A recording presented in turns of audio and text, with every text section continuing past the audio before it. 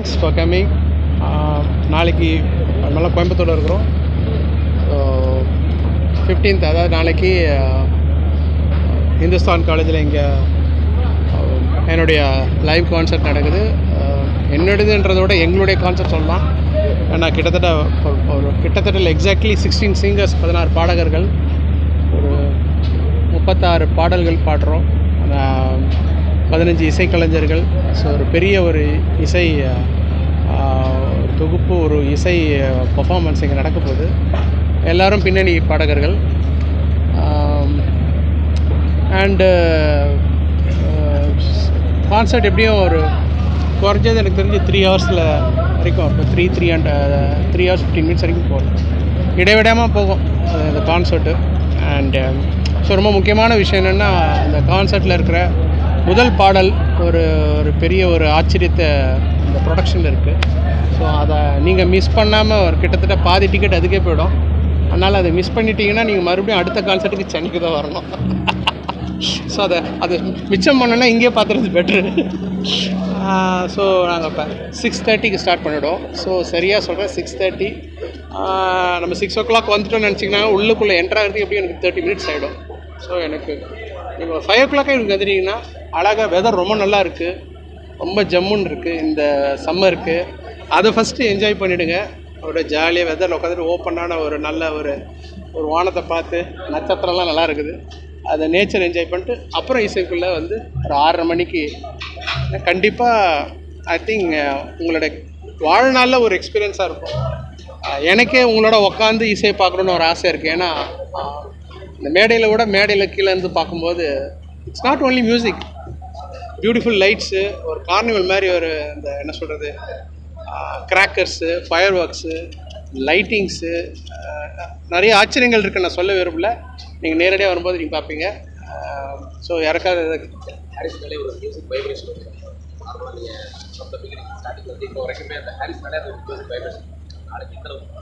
ஆமாங்க. என் முதல் படம் மின்னலையிலேருந்து இப்போ வந்து மக்காமிச் வரைக்கும் பர்ஃபார்ம் பண்ணுறோம்.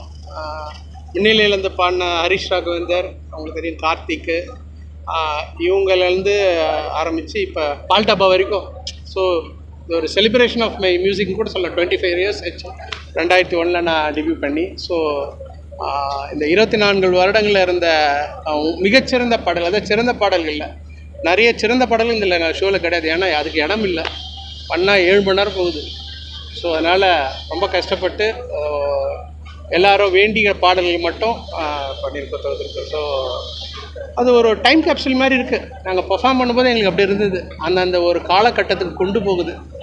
அதை தவிர்க்கவே முடியல. நம்ம இசைதான், ஆனால் வாசிக்கும் போது ஒரு ஏதோ ஒரு டைம் மிஷினில் போகிற மாதிரி ஒரு எங்களுக்கே இருக்கும்போது, அப்போ அவங்களை பார்க்கும்போது நீங்கள் கல்லூரி வாழ்க்கை, கல்யாண வாழ்க்கை, காதல் வாழ்க்கை, சோகம், அப்பா பிரிவு, அப்புறம் ஒரு மனைவி, இந்த விஷயம்லாம் உங்களுக்கு கண்டிப்பாக இதை நான் ஒரு இசையாக சொல்ல, உங்கள் வாழ்க்கையோட ஒரு நினைவு கூறுதலாக நீங்கள் தனியாக பீஸ்ஃபுல்லாக அழகாக ஆடுறவங்க ஆடிட்டு இருப்பாங்க, நீங்கள் உக்காந்து நீங்கள் ஒரு கொண்டு போகலாம். அது கேரண்டி. ஒரு ஆட்டோகிராஃப் படம் மாதிரி இருக்கும். தெரில, அது நாய்ஸ் அண்ட் கிரெயின்ஸுக்கு தான் தெரியும். ஆனால் இப்போ இருக்கிற மேடை இது பார்த்தா குறைஞ்சது ஒரு 25,000 பேருக்கு மாதிரி இருக்குது பார்த்தீங்கன்னா கண்டிப்பாக. ஆனால் அதற்கு பந்தோபஸ்லாம் ரொம்ப அருமையாக பண்ணியிருக்கிறாங்க. இன்றைக்கி நான் வந்து ஒரு 2 hours அதான் போய் பார்த்துட்டு வந்தேன். எல்லா இடத்துலையும் பார்த்துட்டு சேஃப்டி பார்த்தேன். ஏன்னா யங்ஸ்டர்ஸ் ஃபுல்லாக எனர்ஜியாக வருவாங்க. எனக்கு தெரிஞ்சு கோயம்புத்தூர்லேயே கூட்டின அதிக கூட்டமாக நாளைக்கு ஒரு கேதரிங்காக இருக்கிறதுக்கு பெரிய வாய்ப்பு இருக்குது. அப்படி தான் பேடிஎம்லேயும் சொல்கிறாங்க. ஸோ நாளைக்கும் இன்னும் நிறைய பேர் வருவாங்க. நான் சொன்னேன், ரொம்ப போதும், பார்த்து போக, வர்றவங்க என்ஜாய் பண்ணணும். அதனால் பாதுகாப்பு, குழந்தைகள், பெண்கள், இவங்களுக்கான எல்லாத்துக்கும். ஸோ நான் இப்போ தான் எல்லாமே போய் வசதிகள்லாம் பார்த்தேன். ரொம்ப அருமையாக பண்ணியிருக்கிறாங்க. அப்புறம் பிடிச்ச விஷயம் வந்து இது சிட்டியை விட்டு வெளியில் இருக்குது. கரெக்ட். அதுதான் விஷயம். ஏன்னா நீங்கள் அதுக்கே சொல்கிறீங்க, நாளைக்கு வேறு 30% க்ரௌட் சென்னையிலேருந்து வராங்க. 600-700 கிலோமீட்டரா? எவ்வளோ தூரம் சென்னை? 500 கிலோமீட்டர்ஸ் வரவங்களுக்கு இங்கேருந்து 5 கிலோமீட்டர் 1000 கிலோமீட்டர் ஒரு விஷயமே இல்லைன்றது. கேரளாவிலேருந்து பல பேர் வராங்க. ஸோ நல்ல விஷயம் எங்கே இருந்தாலும் வராங்க. ஆனால் இது சிட்டியில் விட்டு வெளியில் இருக்கிற ஒரு பெரிய ப்ளஸ் பாயிண்ட் என்னென்னா, முதல் வந்து நாங்கள் ப்ரொடியூஸ் பண்ணுற டெசிபிள் பார்த்திங்கன்னா நான் சாதாரணமான கான்செர்ட்டில் நான் நாய்ஸ் இன்டென்சிட்டியில் போகுது எனி பெரிய கான்செர்ட்டில் அவங்க யூஸ் பண்ணுறது வந்து 40 ஸ்பீக்கர்ஸ், 16 சப்ஸு, 24 டாப்ஸ்ன்னுவாங்க. டாப்ஸ்னால் மிட் ஃப்ரீக்வன்சி. இந்த கான்செர்ட்டில் 128 ஸ்பீக்கர்ஸ். இதை நீங்கள் சிட்டியில் போட்டால் அரை மணி நேரத்தில் எல்லாம் ஸ்டாப் பண்ண சொல்கிறாங்க. இங்கே வந்தீங்கன்னா அதில் டிக்கெட் வாங்கிட்டு வந்தவங்களுக்கு ஓகே, வாங்காமல் பக்கத்து வீட்டில் இருக்கிறவங்களும் இலவசமாக கூட பாட்டு கேட்கலாம். இவ்வளோ பெரிய ஒரு இதை வந்து நீங்கள் சிட்டியில் வந்து பெர்ஃபார்ம் பண்ண முடியாது. இந்த ஒரு கேதரிங் இவ்வளோ பெரிய ரோடு இருந்தால் தான் மற்றவர்களுக்கு அசௌரியம் இல்லாமல் இருக்கும். நல்லா இருக்குது, ரொம்ப நல்லா இருக்குது. ப்ரைவேட் ப்ராப்பர்ட்டி, ரோடு ரொம்ப நல்லா இருக்குது. நீங்களே சொல்லுங்கள், வந்தீங்களே எவ்வளோ நல்லா இருக்குல்ல. ஸோ ஐ திங்க் ரொம்ப சரியான ஒரு இடத்துல நாய்ஸ் இன்டென்சிட்டி தேர்ந்தெடுத்துருக்காங்க. அந்த யங்ஸ்டர்ஸ் இது பண்ணுற மாதிரி அந்த ஒரு வைப், அந்த ஒரு டைமிங் தனியாக ஒதுக்கிருக்கீங்களா? ஸ்டார்டிங்கில் அதை உங்களோட மிக்லாய்? ஆமாம், ஒரு 3 செக்மெண்ட்டாக பிரிச்சிருக்கிறோம். ஆரம்பிச்சிட்டாங்க 3 செக்மெண்ட்டாக. மெலடி சாங்ஸ் இருக்குது, அப்புறம் லவ் சாங்ஸ் இருக்குது, அப்புறம் ஆட்டம் போடுற சாங்ஸ் போட்டு சொல்லிட்டு ஒரு அது எப்பயுமே என்னோட ஒரு எல்லா கான்செர்ட்லேயும் ஒரு ஃபார்மேட் வச்சுருக்கேன். ஆனால் அதில் பாடலுக்கு மட்டும்தான் மாறி இருக்கும். ஸோ அந்த ஒரு நேரத்துக்கு ஏற்ற மாதிரி பாடல்கள் தொகுப்பு இருக்குது. போய் கடைசியில் பிரம்மாண்டமான ஒரு அமைப்பும் பண்ணியிருக்கிறோம். இதில் அம்சம் என்னென்னா பாடகர்களே ஒரு 10 பாடல்கள் டான்ஸ் பண்ணுறாங்க. அது உங்களுக்கு புது ஒரு அனுபவமாக இருக்கும். கார்த்திக், நரேஷ் ஐயர், ஹரிஷ் ராகவேந்திரா, சைந்தவி, ஹரிச்சரன், வேறு யாரும் இருக்கா, அப்புறம் பால்டப்பா வர்றாரு, அப்புறம் இந்த பாடல்களை பாடின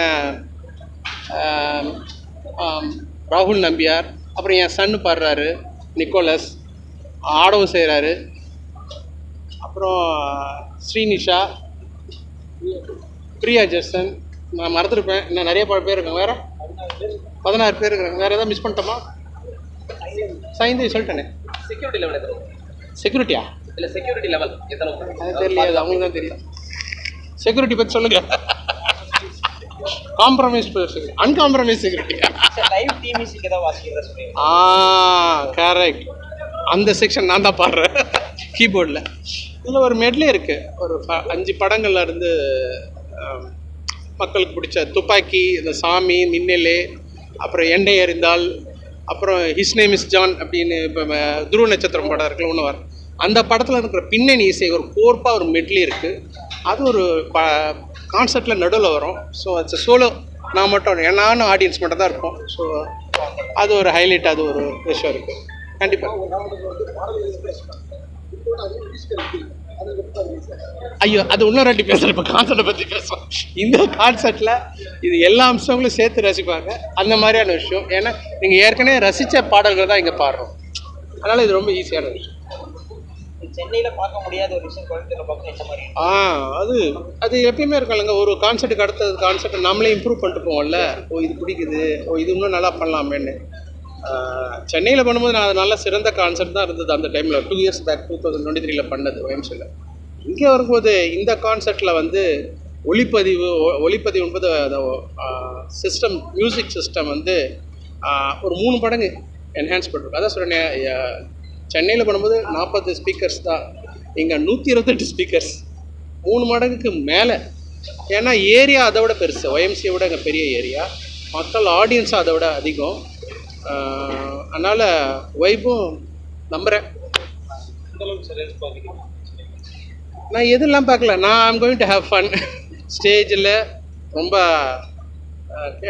13 வருஷத்துக்கு முன்னாடி வந்திருக்கேன் கோயம்புத்தூருக்கு. நண்பன் படம் ஆடியோ லான்ச் இங்கே தான் பண்ணோம், இன்னொரு ஹிந்துஸ்தான் காலேஜில். அப்போ நான் கான்சர்ட் பண்ணேன்.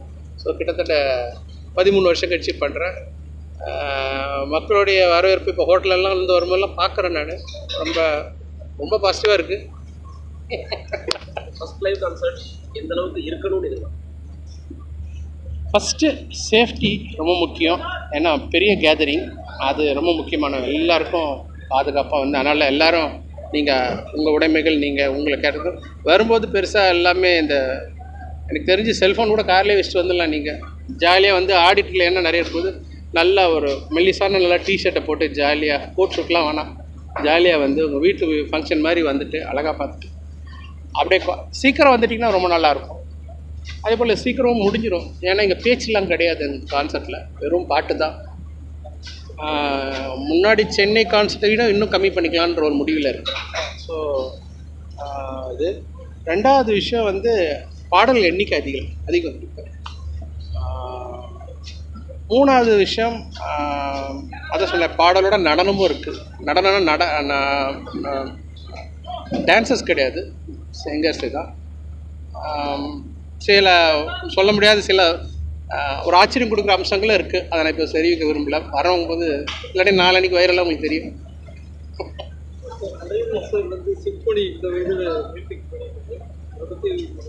சென்னைக்கு வந்து அதுக்கு தனியாக போயிட்டு தரேன். இல்லை இப்போ நான் அது இன்னொரு கட்டத்தில் பேசுகிறேன். அவருக்கு வாழ்த்துக்கள். நான் இன்னொரு வாட்டி பார்த்துக்கலாம். சரியா? வேற சரி. ஐயோ, அட்வைஸா? ஏதாவது நீங்கள் சொல்ல விரும்புகிறீங்க? இசை ரசிகர்களுக்கு அட்வைஸ். இசை இப்போ பாருங்களேன், நான் கண்டிப்பாக சொல்ல முடியும். படங்கள் திரைப்படங்களை விட பாடலோட ஆயுசு அதிகமாக இருக்குது. இப்போ நான் பண்ணுற படத்தில், இப்போ கான்சர்ட்டில் வச்சுருக்கிற ஒரு பாதி பாடல்கள் புது நடிகர்கள் நடித்த படங்கள். 12B, லேசா லேசா, உள்ளம் கேட்டுமே, உன்னாலே. ஸோ உங்களுக்கே தெரிஞ்சுக்கணும் என்ன சொல்ல வரேன்னு சொல்லிட்டு.